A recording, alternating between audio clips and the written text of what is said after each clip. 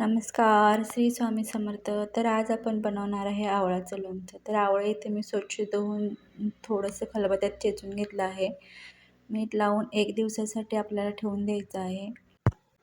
तर आवळा आपल्या शरीरासाठी खूप चांगला आहे. आंबट असल्यामुळे जास्ती कोण खात नाही, पण आवळ्याच्या सेवनामुळे आपले केस चांगले होतात, दात मजबूत होतात. चेहऱ्यावरील काही मुरुमाचे डाग असतील तर त्यासाठी पण आवळा खूप चांगला आहे. तर मसाला घेऊया. अर्धी वाटी गूळ, 1 चमचा बडीशोप, मिरी, लाल तिखट, मीठ, हळद आणि लोणचे मसाला. तर इथं आवळा आपण बाजूला काढून घेऊया. बघू शकता सगळं आंबट पाणी गेलं आहे यामध्ये.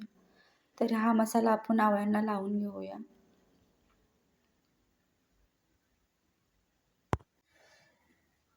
तुम्ही असं पण भरणीमध्ये भरून ठेवू शकता, नाही तर मग ह्यासाठी फोडणी पण करू शकता.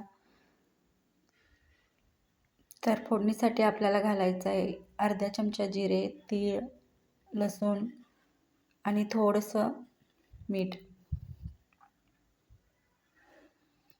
लसूण चांगला भाजला की आपल्याला गॅस बंद करायचा आहे आणि हे थंड झाल्यावर ह्यामध्ये आवळे घालून घ्यायचे आहेत. चांगला हलवून आपल्याला अर्धा तास ठेवून द्यायचं आहे.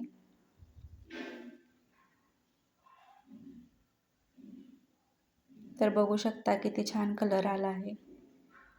तर हे लोणचं आपल्याला भरणीमध्ये भरून ठेवायचं आहे. हे लोणचं मुरल्यावर खूप छान लागतं. नक्की करून बघा आणि आवडल्यास लाईक आणि सबस्क्राईब करायला विसरू नका.